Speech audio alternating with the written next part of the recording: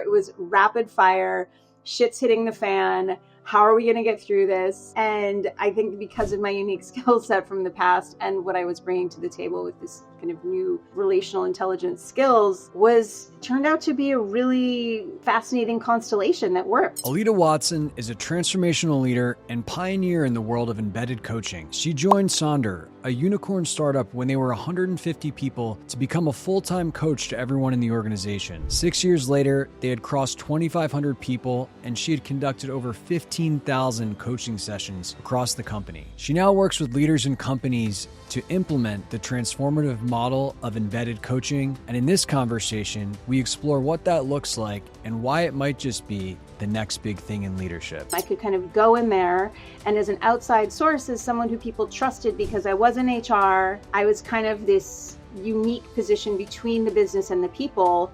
They felt safe enough to just really tell me what was going on for them. And because there was so much at stake, we could move really quickly.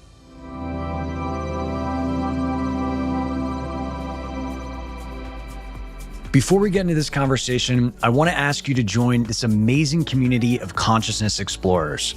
This whole idea of pursuing expanded consciousness and the boundaries of human potential while living a modern life is relatively new, which is why we interview revered masters, teachers, experts, and practitioners to help you on your own journey.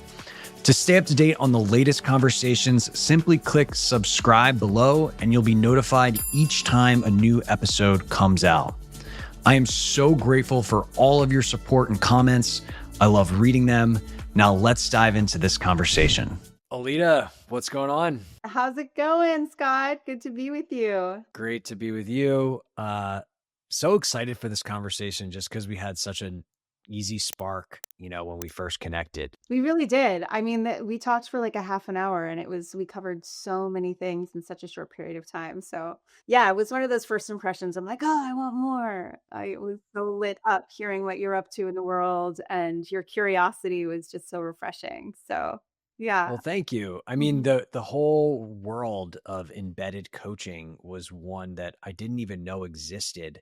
It's one of those ideas where I was like, I didn't know this existed. This makes so much sense. Why isn't everyone doing this? Right. Which I'm sure maybe you've had that internal dialogue. And so maybe we just start this out here by defining it. What is embedded coaching? Yeah. Embedded coaching is essentially an internal coaching function that serves all layers of the organization and kind of adapts with the business and the culture and the people as it evolves. So that can mean that you're coaching multiple different teams. It can mean that you're coaching all the way from the C-suite down to customer-facing employees. It's working very closely with HR to respond to feedback, engagement surveys, to really work with those leaders to see where they can up-level, where they can improve communication. And ultimately, after doing it for a period of time, I feel like embedded coaches kind of become cultural ambassadors, like the key to embedding the ways that we working as companies scale, as teams are working in dispersed ways. When in our sessions or our teamwork, I'm kind of weaving in the language and the values and the kind of anchoring us in how we're going to collaborate and deal with conflict and kind of live the principles that, is just more than writing on the wall. So it also looks very different, I've come to learn, for each organization and each coach.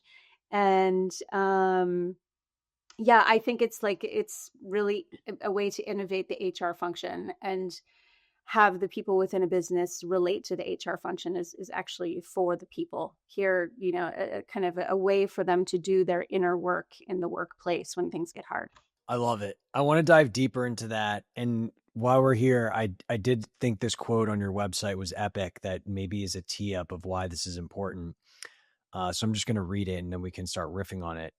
In an era of dispersed teams, advancing AI, and relentless uncertainty, the most pressing challenges organizations face aren't just strategic, they're relational. What do you mean by that? Esther Perel, who I'm a big fan of, she had a quote that just really has influenced so much of the work that I do, that relational intelligence is the new bottom line. And so, what that means for me, relational intelligence is the ability to both be in connection and stay in connection.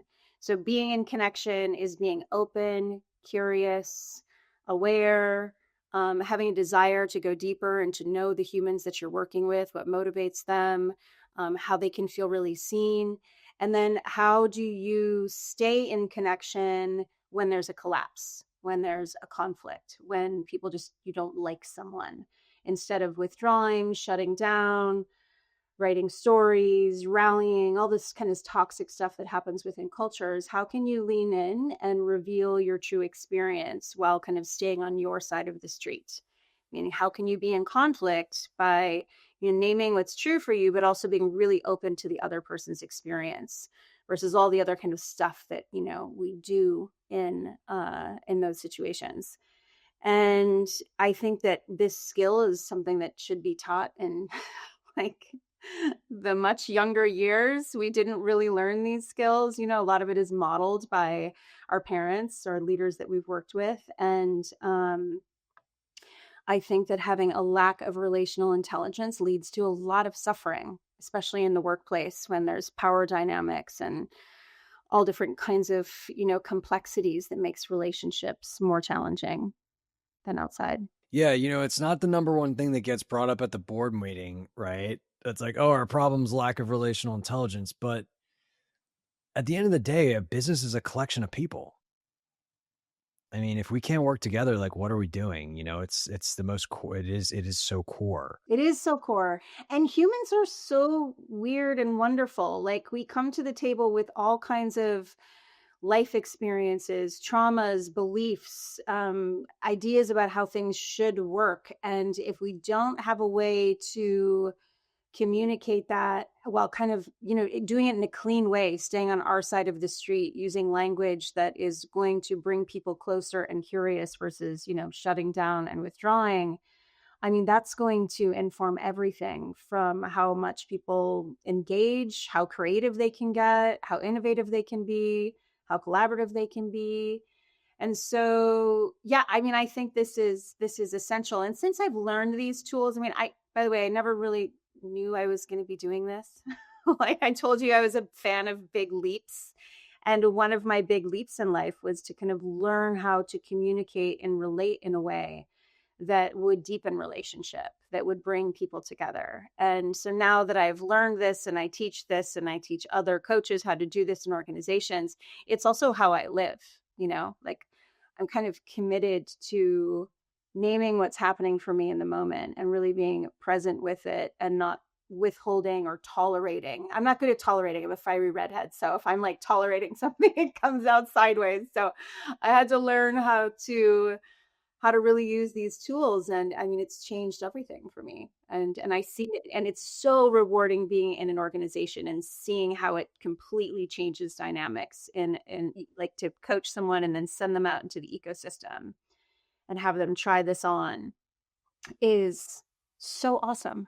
It's so beautiful. And so it's like, I never get tired of it. I've done over 15,000 coaching sessions in the last 8 years. And I just am endlessly just kind of in awe of, what people are capable of once they have the courage to kind of lean in and, be their authentic selves. I love it. I mean, that's what we're all about at Conscious Talent, is creating the connections that create the organizations that start to create that type of space.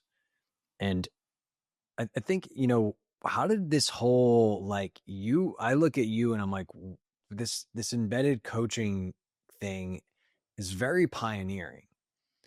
And your story is pretty damn cool. So like, how did you get into this whole thing? Thanks. Yeah. I mean, it was so, I do find that when you take big leaps in life, like, I kind of quit a big job and decided to really geek out on organizational health and communication and leadership, just because I saw like the impact when it wasn't working, coming from a lot of chaotic and tumultuous environments. I was in global aid for many years before this work. And so I just went on a learning journey and ended up signing up for a year-long course. And about halfway into that course, I was like, wow, if we could bring these tools into organizations, it would really create a paradigm shift. I had no idea how I was going to do that. I never really identified as a coach, or don't even resonate with that word still, to be honest. But it was about that time that I finished that training, and I was kind of putting my feelers out. And a colleague of mine who's a masterful executive coach is working with a young CEO of a unicorn startup. He was like 22, 23 at the time, and got his world rocked and knew that they were going to be growing really fast. And he's like, I want all of my new managers to have access to coaching. Like, everyone needs access to this, which would have been cost prohibitive. So they decided to come up with this model of an embedded coach. And he introduced me to the CEO. We kicked it off in the first conversation. It just felt like a fit for so many different reasons. And we really didn't know what it was going to turn into, because, the company was growing so fast. We were 150 people at the time. There's one HR person. And so the two of us put our heads together and figured out how to make the most out of this function, which is complicated because obviously coaching needs to be held in a safe and confidential container. But there was a lot of overlap with employee relations and just a lot of disconnects from, frontline employees all the way to C-suite, dispersed teams, multiple cities. And so it was kind of the perfect storm for me to be put into a situation where I kind of became like the monk in the office. Like, word That's spread, a like, sick if you're title. having a meeting with someone, go talk to Alita. And, it wasn't any kind of coaching that I'd ever done before. It was rapid fire. Shit's hitting the fan. How are we going to get through this? And I think because of my unique skill set from the past and what I was bringing to the table with this kind of new relational intelligence skills turned out to be a really fascinating constellation that worked. And then meanwhile, I have these two brilliant humans, my Jason Gore, who was the executive coach, who was teaching me all of the different ways to navigate with the complexities and the dynamics and the hierarchy and how I could actually effectively escalate themes to leadership to make sure that they could get ahead of some of the things that were happening under the hood that HR would have missed.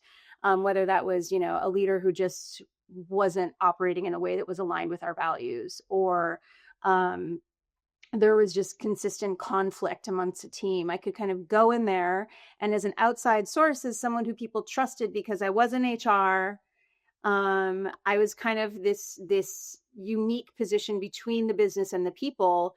They felt safe enough to just really tell me what was going on for them. And because there was so much at stake, we could move really quickly.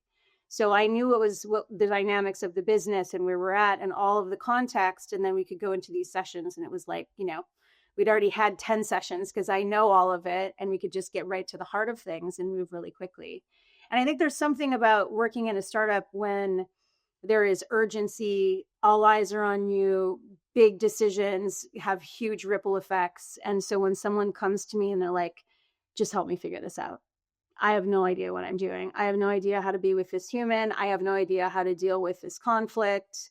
We'd work together in a really fast way, and they would go out and completely change the dynamic. And then I would hear about it.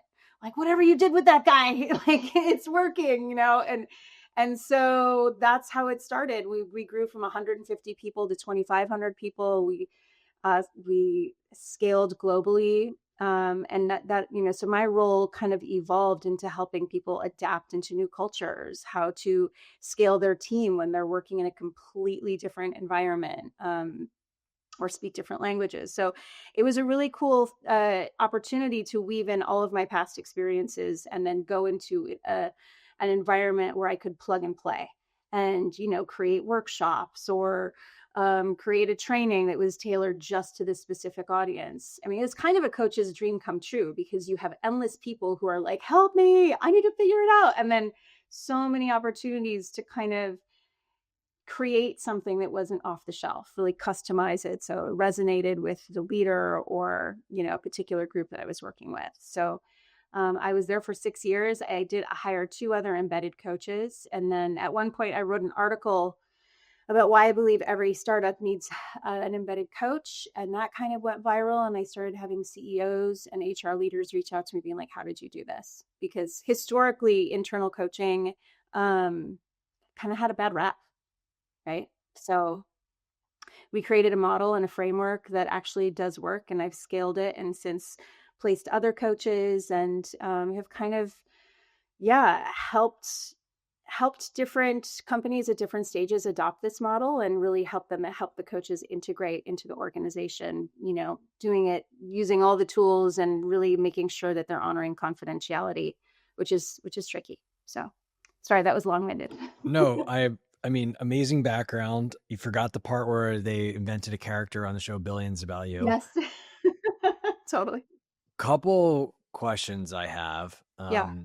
First is the coaching that you've seen primarily when startups do this, is it performance oriented? Is it developmental? Is it a mix? It's really a mix. Like the billions coach, she was largely about performance and strategy. My work really changes based on the human that I'm focusing on in the moment. I think that I'll back up. So what I developed is there's 5 different types of coaching that I provide in an organization. It's spot coaching, which is just rapid fire ad hoc coaching; structured coaching, which involves a 360, a whole program where we do a progress report. I do team coaching. And then I do triad coaching, which is like conflict resolution, which can involve multiple people or just one-on-one. And so it's really about kind of meeting people where they're at and also making sure that we're enabling the next generation of leaders, which means that, yes, I want to up level you as a leader, but also as a human, which is where we do start to, kind of not weave in, but we cross into spiritual development and human development, personal development, all the different developments. And so that's kind of where, we can really go anywhere in our sessions. I love that. You mentioned confidentiality. Like, I remember I was having a conversation with Diana Chapman of Conscious Leadership Group, and she, I was like, so like, what's the ROI on this stuff, right? I'm sure you get that question a lot. And she's like, I can't honestly say that it's like a direct through line of like coaching equals profit or a conscious leadership equals profit, right? Because the reality is a lot of people get coaching, or they get on their consciousness journey and then they realize they're out of alignment and they don't want to work at the company anymore, right? And so like you have this weird thing where there's more connection, there's more engaged employees, there's just like a lot of positive things, but there's also these other externalities that you can't predict. And so like we have to be honest about them. And it makes me think about like, what are the conditions that must be in place for an embedded coaching like thing to exist in a way that really honors the people at the company and also is a good thing for the business. I'm curious how you think about that. It's a great question.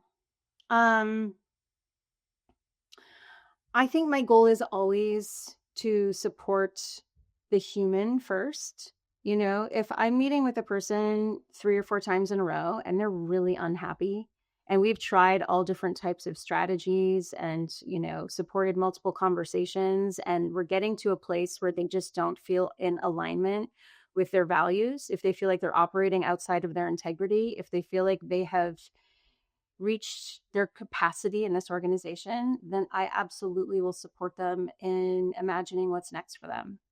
Like I always say, I'm never going to convince you to like stay here and push harder and just do it for the company. Like that's not my way. I see people as fully empowered and capable human beings. And if this is what they decide to do, if a transition is what they're ready for, if they are seeking something bigger outside of themselves, then I'm in support of that, because I think it ultimately is what's best for the company too. I think that prolonging the inevitable can cause more damage than good. But there have been many instances where people really do go through tremendous transformation. And that usually comes with a lot of breakdowns and a lot of, dark night of the soul and a lot of deep confrontation for them to get to that place of being like, okay, I think, like I kind of think it's like any relationship where you go in with this, this idea of the biggest love that you could ever imagine. And then slowly, as you get deeper into a relationship, you recognize how much of you is going to be able to meet its full potential. Where is the capacity actually limited, and how can you work with that and stay in it as long as you can to see what's possible before slamming a door, shutting down, or withdrawing. But at some point, I think that once you have done the work, it takes a lot of courage to be like, okay, it's time for me to go. And so I kind of use that similar approach when I'm coaching people out. I don't even like saying coaching people out. It's like, I just notice the patterns. If I see someone stuck and they just can't get unstuck, then there's bigger questions we need to be asking. Right. Yeah.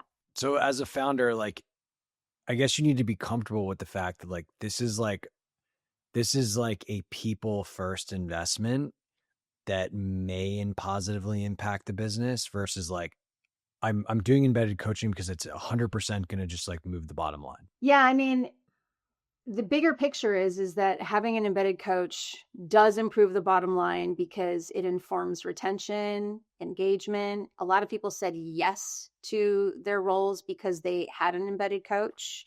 That's cool. And so they're like, and I mean, of course, all the other aspects of what an embedded coach does, like absolutely informs the bottom line. And there's going to be people that I'm going to recognize as not the right fit, not in the right position, just not happy in their role. And I'm going to, do whatever I can to make sure that that changes because it is detrimental to the business. So in some instances, when someone is really stuck, I'll ask for permission. I'm like, can I bring this into a wider conversation? Because there's levers potentially that I can't pull, but I want to help you make sure that you've investigated all of the different ways we can adjust, modify, or shift this dynamic before you come to a conclusion that this isn't the right fit, if this is in fact what you want, right? So it's not a full stop with me.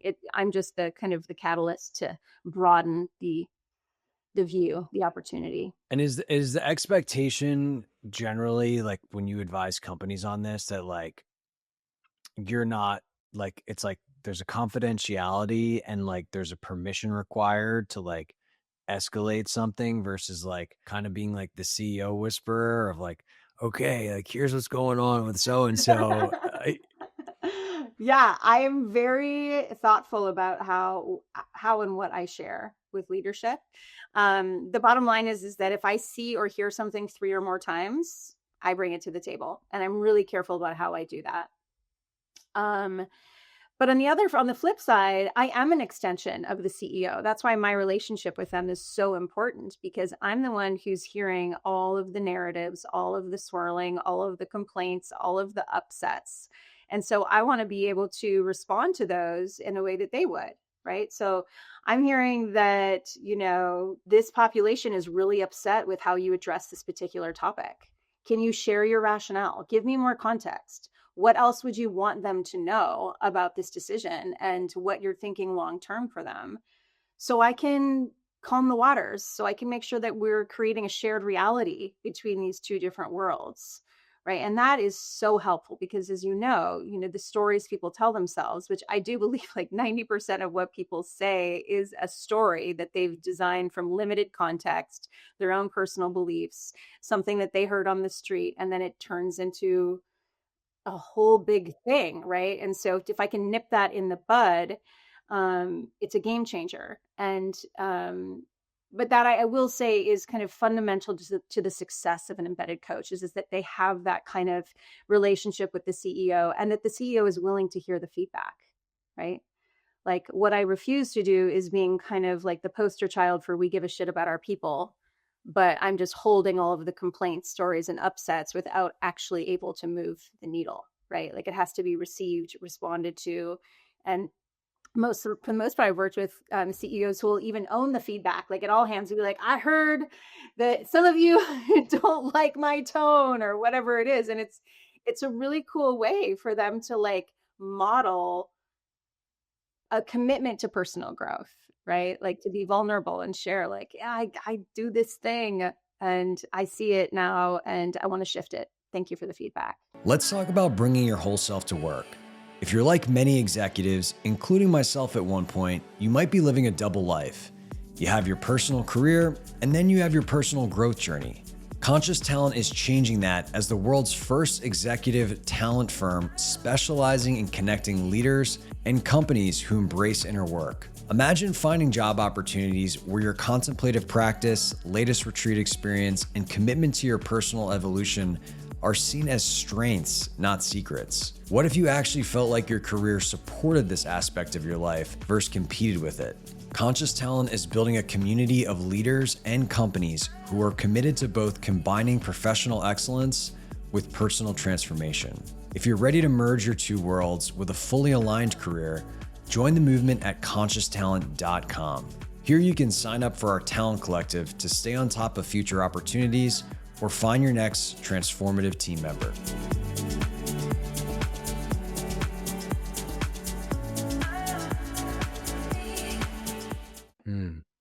That's awesome. Yeah. Couple other practical questions. Yes. So like when you have an embedded coach, Yes. is it like open door, like people just come in whenever you want? Like, is it people can just schedule as much as they want? Or are there certain kind of guardrails about like who gets it and how much and that kind of thing? I have learned over the past 8 years that I think one embedded coach can effectively serve 500 people if they structure their time correctly. So I change my focus to different populations depending on what's going on for them. If they've had a lot of, if they're going through structure change, if they are, working under really intense circumstances, if they have a leader that they're not driving with, I will prioritize them and they can schedule spot coaching for this particular month. Or I will be doing, team coaching sessions for the next 2 months. I think that having a really strong HR partnership where they can come to me and be like, hey, there's this fire over here and we're not sure how to put it out. We love your input, right? So I can kind of go in there as like the fixer and figure out what's actually going on, what needs to change. And because I have the permission of those folks to work with HR, we're much more effective. But yes, an embedded coach does a massive amount of coaching. I mean, when I tell people how much coaching I did, they're like, what? It's kind of insane. But I will say that the reason why I was able to do this effectively, and I know that a lot of coaches don't do this, is that I don't see myself as the fixer. I see myself as someone who goes in, I can give an honest reflection about what I'm seeing, noticing, feeling, curious about, imagining as might be happening. And just by having that conversation, people usually can come to their own solution on their own. I mean, that's the ultimate goal of a coach. But I have found in my experience that a lot of coaches come into this work after going through their own personal transformation and then want to do that for other people. And that will not work in a business environment, right? You cannot choose sides. You cannot advocate for a particular interest. The moment that you do that, then you lose trust from the business or the leadership side. So that's a really fine line to walk. And it's been a hard learning curve for the coaches that I've placed. Yeah, that makes complete sense.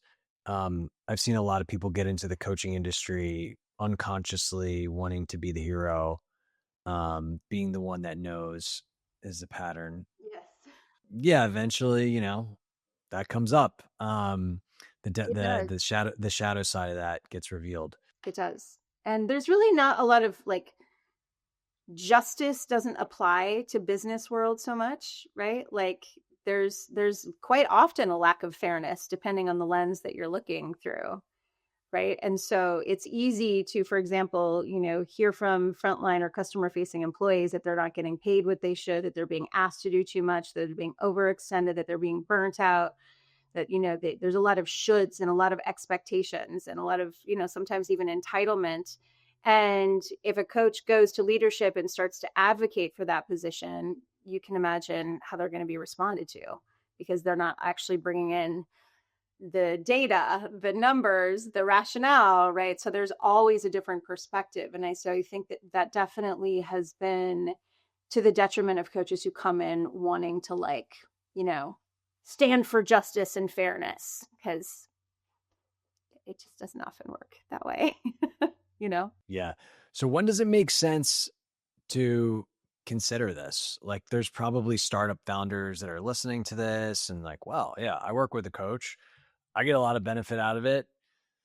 Would love to offer this to my people.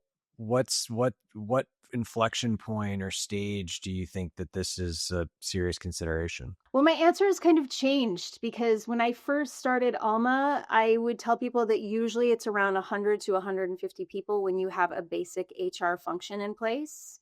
But over the past year, I actually have been working with like Series A startups, right? Teams of like 15 and 20, but it's definitely not in a full-time capacity. But it also is really cool because you feel like you're part of the core team as the very beginning. So we're doing more culture work.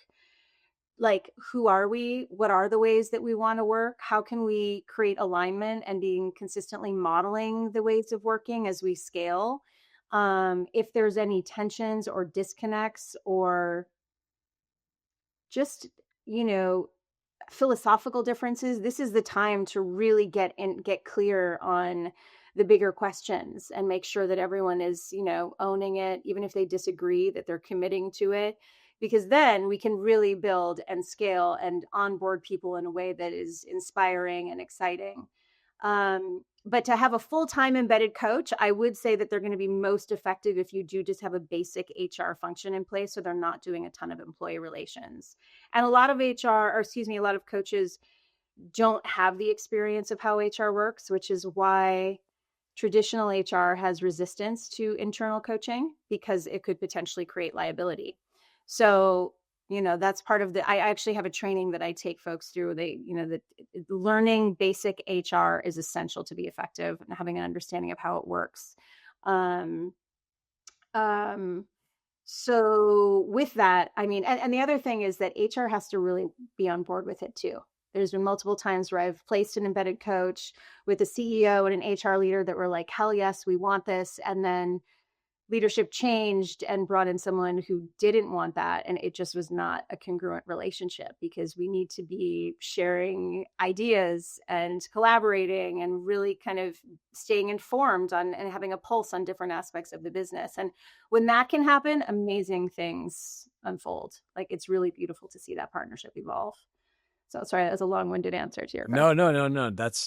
That's cool. One of the things I wanted to dig in a little bit that's kind of related, you mentioned earlier, it's like, oh, like integrated coaches have a bad rep or could have had a bad rep. And historically, like, I actually didn't even know that. And like, what are the criticisms that people should be aware of, or things that can happen if not implemented properly? Yeah, I mean, I've had to create systems that make it very clear about how I escalate information if it has potential to cause damage to other humans or to the business. And so anytime someone signs up for a session with me, they get a clear explanation of what that actually means.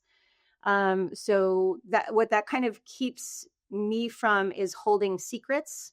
Like, I am not in a position to hold secrets about toxic behavior, for example. That someone's coming to me and be like, I really don't want HR to know about this. And I'm like, I'm going to stop you right there. If this is an HR issue, I do need to just let you know that I will need to bring in an HR person to this conversation. So I'm really careful there, because and fortunately this has never happened where, someone has a difficult exit and then goes back and says, well, Alita said da da da da da da da, right? Because then it kind of pits the coach against the business, which is why it's really important that there's very clear agreements from both the employee dynamic and from HR. I think that, HR I think the resistance is twofold. One is that they really want to be in the know. They want to know all the things that are coming up in my sessions, because it helps them with all aspects of their business. And also, I think people go into HR because they want to do the fun stuff. They want to help leaders grow. They want to develop them. They want to actually be the resource instead of just a function that manages liability and compliance.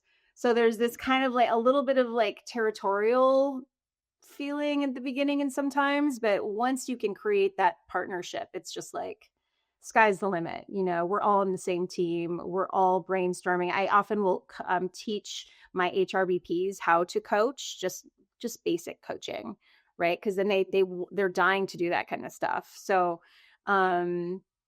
yeah, but I do think that traditionally there's just concern that coaches are going to be holding information that HR isn't going to have visibility to, and it could cause damage down the road.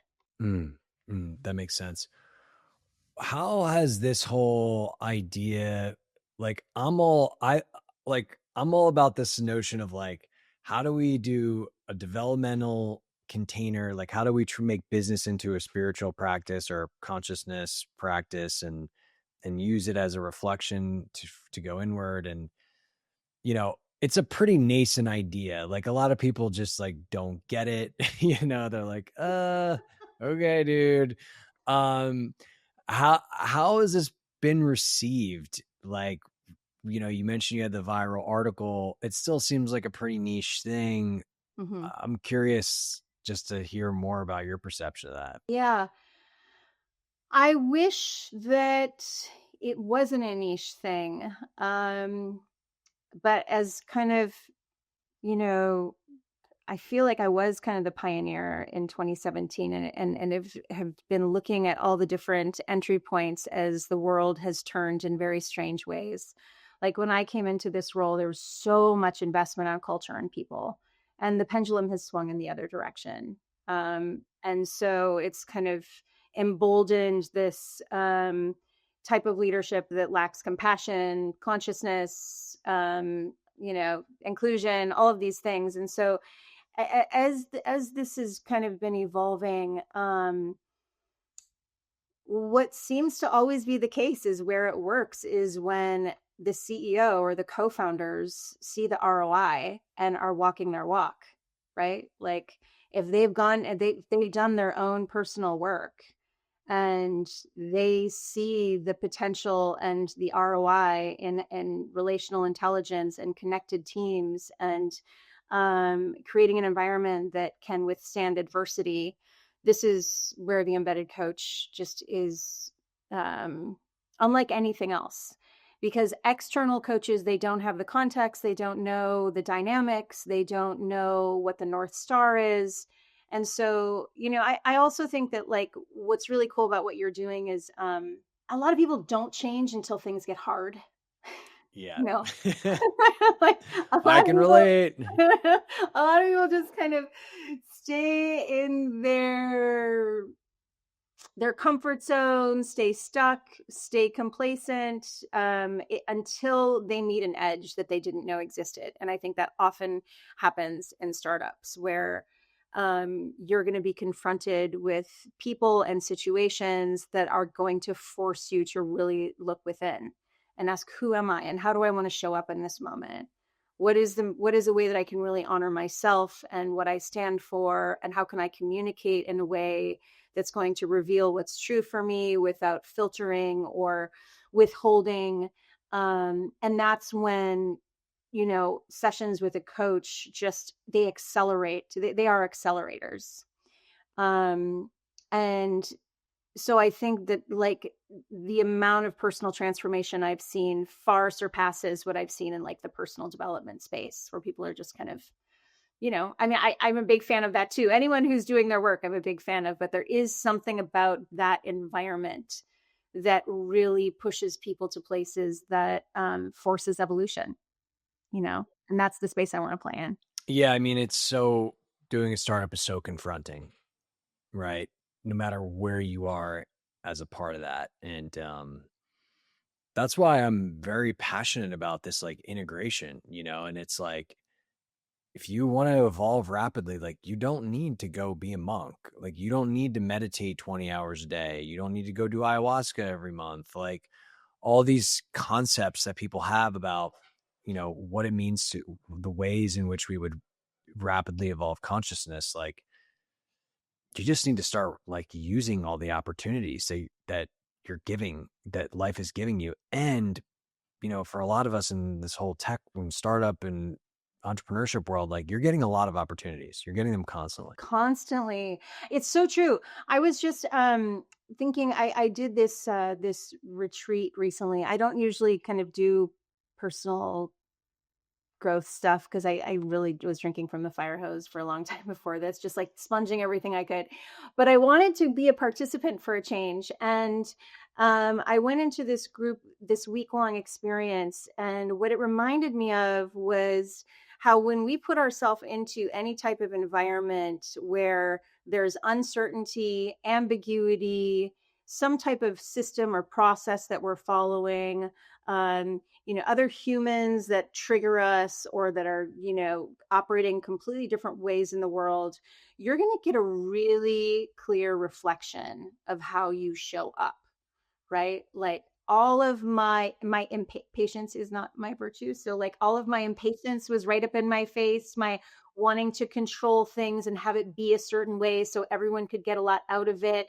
So I was in my judge, I was impatient, all this stuff kind of like smacked me across the face. And I was like, oh yeah, like this is what it is like to be in a startup.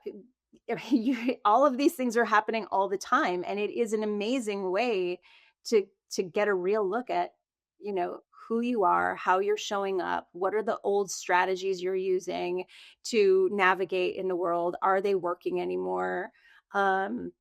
What are the ways that you can be present and connect in a more meaningful way? What are the ways that you can really be open and curious to a new idea or a new way of just operating in the world? And so it kind of, yeah, just reminded me that these little, pods that we put ourselves in, or these little kind of ecosystems, they really are accelerators. And it's super uncomfortable. It's like Yeah. really uncomfortable. Yep. Yep. I recently started managing people again, and You I'm did. like, oh man, like the trigger fest continues. Yep. So Yeah. a lot of opportunities for me. How's it going? It's going well. Yeah. Like, yeah, I mean, it's so obvious to me. It's just so clear that like the way I relate to it is like, okay, this is happening in order for me to see this. Like that is what's going on. And it's going to keep happening until I use it, until I face it, right? And so like it's kind of, yeah, my business is my spiritual practice. And so is my relationship with my wife and my daughter and all these other things, but it's just like it's just the big mirror, It is. No, I resonate with that in so many ways. I feel like we're constantly coaching ourselves through the external experience. I think that the thing that really turns me on right now is empowering people to say the thing, right? To like in the moment, to just, How do you yeah. let's quickly talk about that. Like, how do you teach that? Because that's a scary thing, Mhm. and there's a lot of conditioning that tells us that that's not okay. I mean, to double click on that, I'm actually continuously struck at the amount of suffering that happens because people aren't able to say the thing. And then they withhold it, they internalize it, they ruminate, they war game, they go home and they talk about the issue with their partners or rumble with it in all of their other conversation. It's always kind of in the background. And as someone who feels very protective of the time that we have outside of work, I think that this is so essential to learn in all areas of your life. Very simply put, so I was trained in integral coaching and nonviolent communication, which is a terrible name for what that is. But essentially, it's being able to communicate while staying on your side of the street. So we are constantly in a state of seeing, thinking, and feeling. It's this loop that we are always in, that we're not really sure when to say it, how to say it. If we say it, is it going to create awkwardness, tension, conflict? And so there's all of this work that we're doing to just reveal what's actually happening for us. So the practice is to just notice what's coming up in the moment and to name it, right? Like, so I notice what you just said has me feel really frustrated, right? I'm curious if we could. So the 5 sentence stems are: I notice, I imagine, I feel, I'm curious, and I need. So these are 5 different stems that I can use to express anything that is occurring in my experience while I'm staying over here. So I'm not making assumptions. I'm not making broad sweeping statements like you are, you should, it always, it never. Those statements are the things that like have people shut down and break connection. So I do this in all areas of my life. If I'm like, something's coming up for me, if I'm triggered, I name it right away. Like hearing you say that, I feel really confused. And then I don't even really explain it. I just say it. And then it's amazing what happens afterwards. Wow. I need to start doing this. We don't have to work so hard. We just have to be able to name. And also, the last thing I'll say on this is to be able to separate observation from evaluation, right? Like, what do you see with your senses? What are you hearing versus what are you interpreting and how are you making meaning out of that? Those, to be able to break those two apart that's where magic happens, because I promise you that the other person is having a completely different reaction, feeling, curiosity. And so like we all are on kind of different planets. And if we can find a way to start to name it and to practice this way of revealing ourselves, it's so remarkable what happens. Yeah, that sounds incredibly powerful. I want to implement that after this conversation. Oh, no, anytime. Cool. Well, Alita, this is awesome. You are doing incredible things. I think some people will listen to this and go, okay, I want to follow along. I want to learn more. Very cool. Are there resources for this? If I'm interested in embedded coaching, where should people go? Yeah, they can just go to my website. I have 2 websites now, which I know I'm trying to get them into one. AlitaWatson.com is more my one-on-one work. And then Alma Leadership is more for embedded coaching in organizations. So you can find me on either one of those. And I think that my goal is to really meet organizations where they are and find them the right coach, help them integrate that coach, and make sure it's done really well. There's a lot of, I think systems and processes that I spent a long time building that have made this model work over and over again. And I'm just so passionate about it, especially in the world we're living in, right? Where technology is kind of creating less opportunities for us to really get to know the humans behind, the screen and to connect on a just more meaningful level. And like we've said, it accelerates personal, professional leadership development in a way like nothing else can. So super happy that I got to riff with you on this today. Yeah. And I love what you're up to too. So there's a lot of synergy, and I think the world needs us right now. Thank you. Yeah. Excited to be hopefully trailblazing new ways of working and innovating and building, and happy to do my part. And so right on. I'm cheering you on with every step. Thanks, Alita. Likewise. We'll share all those links for everyone listening in the show notes. And thanks again. We're so grateful for you spending time with us. Gratitude received. Back at you, sir. So good to be here.